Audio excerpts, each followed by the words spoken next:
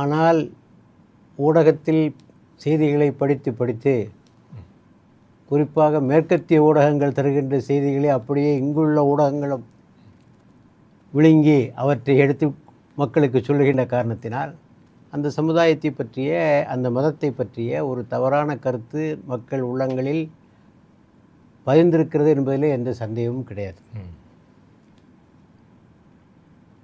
இஸ்லாத்தில் அந்த பேரையே பாருங்கள். இஸ்லாம் என்ற வார்த்தைக்கு என்ன பொருள்? அமைதி என்று.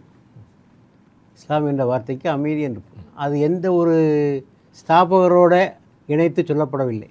இப்போ கிறிஸ்தவம் என்றால் இயேசு கிறிஸ்தவோடு, பௌத்தம் என்றால் கௌதம புத்தரோடு இப்படி இருக்கிறது. இங்கே முகமதிய மதம் என்பது தவறான பெயர். அது வெள்ளைக்காரங்க முகமது நிசாம் என்று அழைத்தாங்க. ஆனால் அவர் அதை நிறுவவும் இல்லை, அவர் கடவுளும் இல்லை.